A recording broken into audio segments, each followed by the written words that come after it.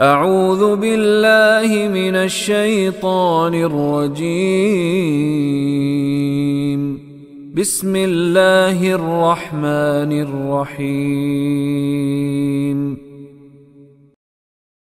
बिस्मिल्लाहिर रहमानिर रहीम।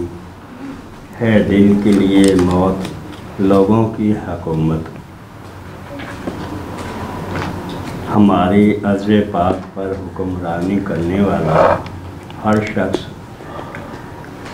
तो साबित हुआ है, जो कि न सिर्फ अपने मफादात के तहत मुल्क पर हुक्मरानी के लिए जद्दोजहद करता है, चाहे वो कोई भी हो, सब एक से बढ़कर एक हैं। ये धोखेबाज बेचारी आवाम को झूठे ख्वाब दिखाते हैं और लोगों के सामने अपनी सच्चाई के दावे करते हैं। ये निकम्मे हुक्मरान वज़ीर आज़म या सदर कुर्सी हासिल कर लेने के बाद जो गरीब आवाम का पैसा लूटते हैं और उनकी वजह से जो मुल्क की मईशत और अमन और सुकून को नुकसान पहुंचाते हैं, इनका अंदाज़ा लगाना मुश्किल है। ये बात सिर्फ हमारे मुल्क तक महदूद नहीं, अगर हम दूसरी अक़वाम और ममालिक के मुख्तलिफ़ हुक्मरानों का मुशाहिदा करें तो हिटलर, डोनाल्ड ट्रंप जैसे लोग भी हैं। ये लोग सिर्फ फितना फसाद और अपनी कौम को ज़वाल तक पहुंचाने के लिए ही काम करते हैं। अगर हम बड़े साग़ीर की तारीख़ का मुशाहिदा करें तो ये बात रुख रोशन की तरह आया है कि मुग़लिया सल्तनत के आखिरी चश्मो चराग, जिनमें अकबर और शाहजहां के नाम नुमाया हैं, इन लोगों ने सिर्फ अपने मफादात और ऐशो इशरत की खातिर ज़वाल की बस्तियों तक ले गए। ऐसे लोग सिर्फ आवाम की तबाही का बायस बनते हैं। इनकी बिना पर बेचारी आवाम भी पिस जाती है। जैसे कहा जाता है कि गेहूं के साथ घुन भी पिस जाता है।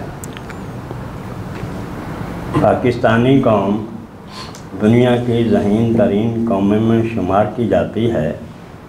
ये पाकिस्तानियों की जहानत और काबिलियत का कोई सानी नहीं।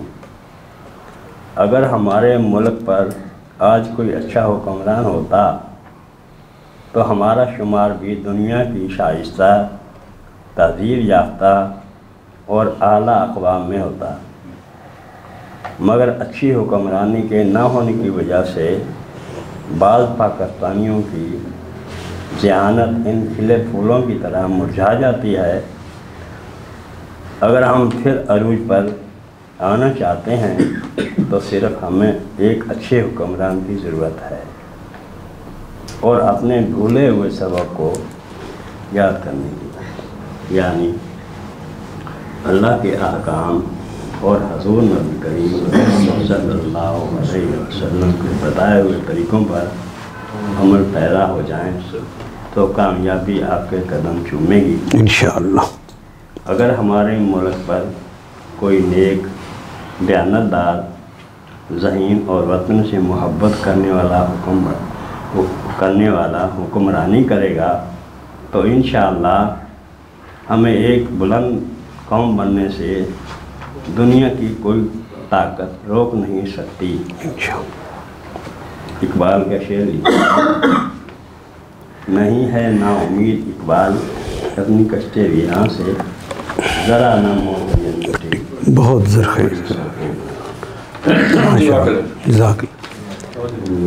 ये इबारत तो आपने सुन ली। फ़िक्री एतबार से चंद चीज़ें हैं वो मैं आपको अर्ज़ कर दूँ। एक फ़िक्र ये है कि लोगों के ज़रिए हुकूमत नहीं होनी चाहिए, इसलिए यहाँ इन्होंने है दिल के लिए मौत, लोगों की हुकूमत, गवर्नमेंट ऑफ द पीपल्स। कुरान हकीम का फ़िलासफ़ी ही ये है कि वह अमरुहुम शूरा बैनहुम, उनके सारे मामलात आपस की मुशावरत से होते हैं।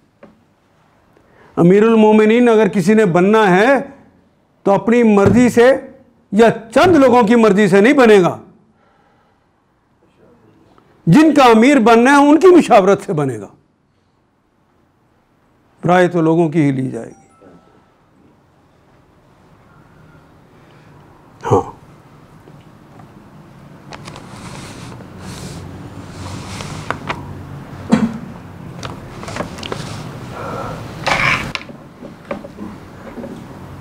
हुक्मरान हमारे तो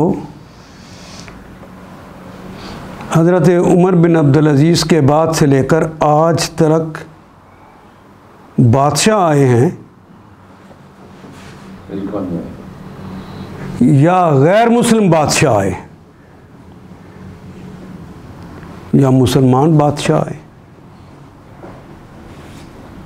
हमारा ईमान ही बादशाहत पर है।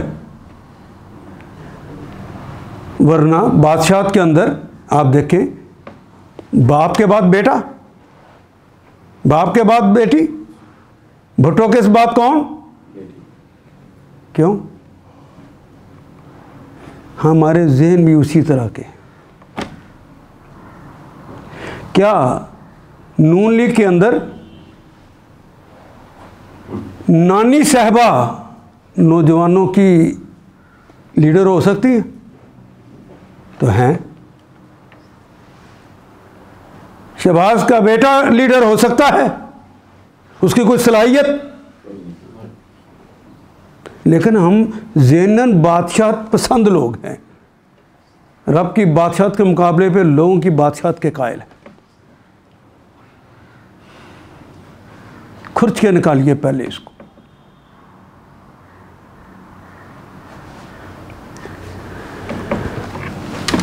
अगर बहैसियत कौम हम ये फ़ैसला कर लें कि उन लोगों के हाथ पर बैत करना है जो अल्लाह के दीन के गलबे के लिए कोशा हैं, आज नहीं, उनका माजी बताता है कि वो अल्लाह के लिए कोशा हैं, लेकिन हमने उनको चूँकि वोट नहीं दिया इसलिए वो इक़्तिदार में नहीं आए। लेकिन जहाँ जहाँ वो इक़्तिदार में आए, चाहे फ़र्द वाहिद ही क्यों ना आया हो, तो उसने खालिसन रब की रज़ा के लिए काम किया है, उसके हम गवाह भी हैं। फिर भी हम उस पार्टी को वोट देते हैं। अपनी इस्लाह अगर आप इससे कर लें तो इंशाअल्लाह दुनिया की बेहतरीन कौम बनेगी, दुनिया की। और मैं तो अगर मेरे पहले लेक्चर भी उठा के देख लें, उसके अंदर मौजूद है कि मुझे यकीन है मरने से पहले पाकिस्तान में अल्लाह के दिन को गालिब देख कर मरूँगा। और रब की ये बात जो है कि फद्दलनाकुम अलल आलमीन, इसका तर्जमा आज की ज़बान में करूं तो वर्ल्ड ऑर्डर पाकिस्तान के हवाले अल्लाह करने वाले, इसका अहल यही है। आपने जो इनकी खूबियों की बात कही है, ये बेहतरीन दुनिया की कौम है, गलती उसकी ये है उसने यजीद के ज़माने से लेकर आज तक रवैया बदला नहीं। उसने खुशहाली का ख्वाब दिखाने वालों ही को वोट दिया है, अल्लाह के दीन वालों को वोट नहीं। एक ही बात, आप इस रवैये को बदलना होगा, वरना बहुत बासलाहियत कौम है। लोग इसका लोहा मानते हैं बाहर। मैं सऊदी अरब में 9 साल रहा हूँ, डॉक्टर दूसरों मुल्कों के फारग बैठे होते हैं और पाकिस्तानी डॉक्टर के गेट के बाहर रश लगा होता है। लोग छुट्टी करके घर जा चुके होते हैं, उसके पेशेंट ख़त्म ही नहीं होते। क्यों?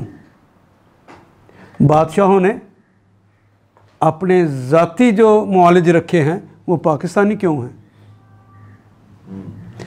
दिफा के लिए जो महल के फ़ौरन बाद जो फ़ौज रखी हुई है वो पाकिस्तानी क्यों है? उन्हें भी पता है, बासलाहियत यही लोग। हमने अपनी सलाहियतों का लोहा बाहर जाके मनवाया है। यहाँ का हुक्मरान अच्छे सलाहियत वाले को पने नहीं देता। जो बंदा यहाँ से निकल गया है बाहर जाके उसने अपनी सलाहियतों का लोहा मनवा लिया। डॉक्टर महबूबुल हक